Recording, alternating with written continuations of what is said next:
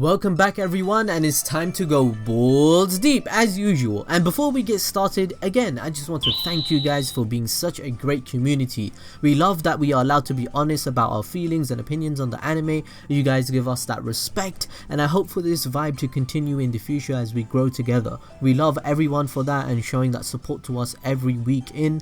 Now as usual, let's get started with my analysis and opinion for this week's episode.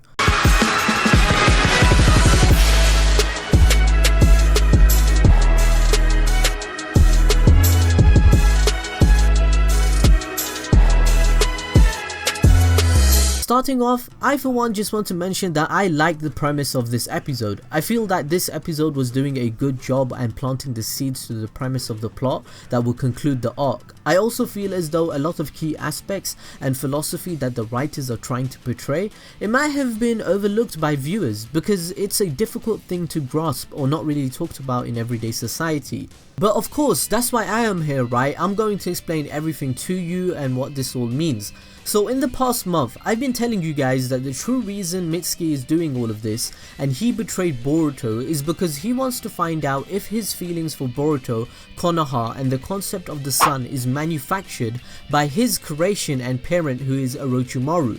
Mitsuki wants to find out if his affection and loyalty is a natural occurrence within himself as a human being.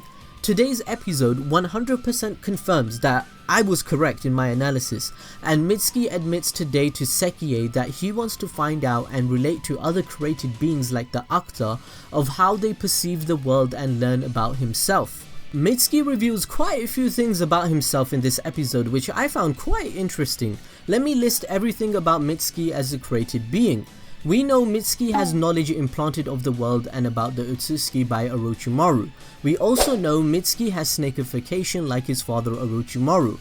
We also know Mitsuki also has the ability to create snakes to do his will, and we found out today he can telepathically speak to them, which I think is an amazing power. It's so unique and I don't think many characters or if anyone can even do this. I think this is a way of Orochimaru is keeping contact with him and monitoring his progress. Orochimaru also had a machine in his lab that analyzes this stuff, so it all makes more sense. We know Mitsuki also does not eat food.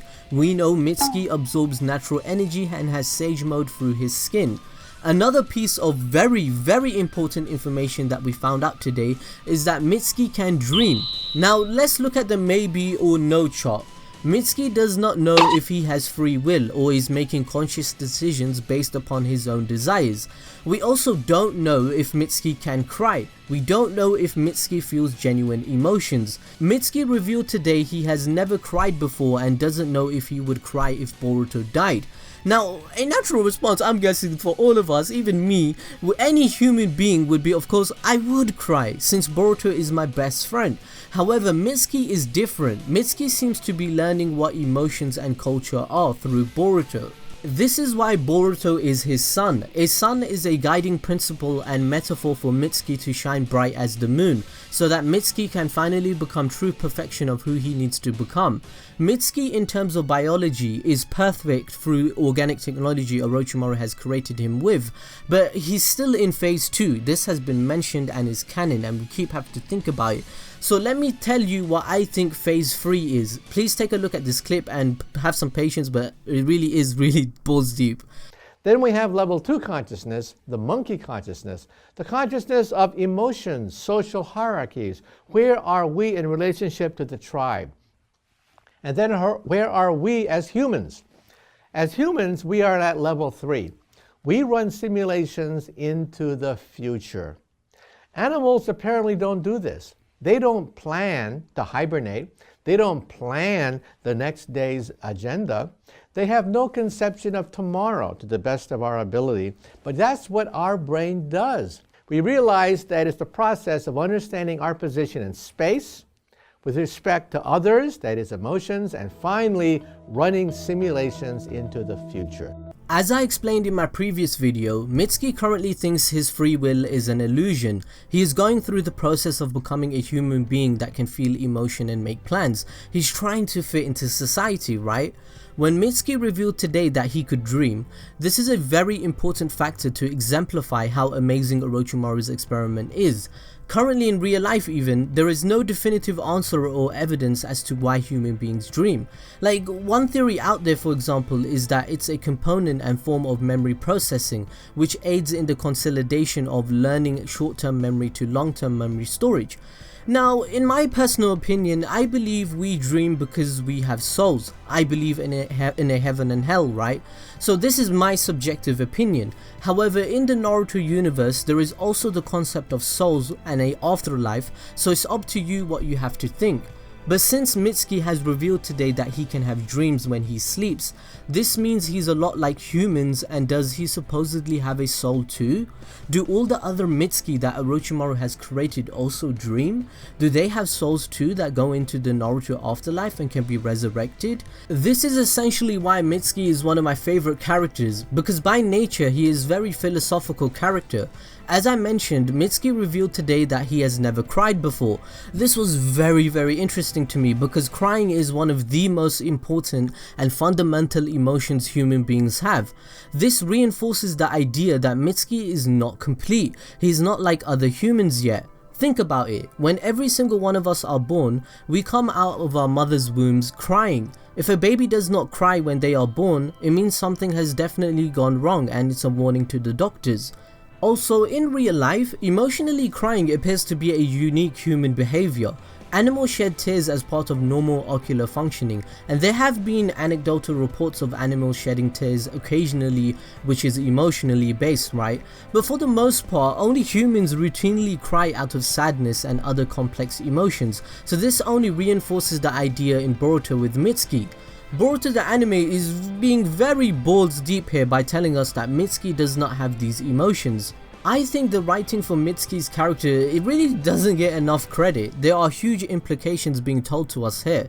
In this episode, I really loved how they developed Sekie's character. They did a great job. I did feel some sorrow towards him in his situation. In the Boruto anime, I'd say Sekie is easily one of the better villains we have seen so far. In terms of the others, it looks like they also have forbidden jutsu. The girl, for example, seems to have a dojutsu, and that's why she keeps her eyes closed. I also think Sekie is definitely being set up to be sacrificed at the end of this arc. This is to save Mitsuki's life. In this episode, it is revealed that they are now considered friends, and their exchanges about humans and what is life all about seems to be very great for character development. Mitsuki giving him flowers was actually cute and it had meaning to it. Sekie sacrificing himself for Mitsuki will in turn trigger the emotion the anime is foreshadowing, and maybe Mitsuki will cry for the first time ever, thus he develops more into his phase 2. The episode also foreshadows the idea, and it keeps reminding us that Boruto will lose everything. It's revealed that Boruto always has friends around and people love him and he has a positive energy. The prophecy in the future will probably cause a 180 in Boruto's life. I think this is the only way the writers of Boruto can cause extreme needed development for his character.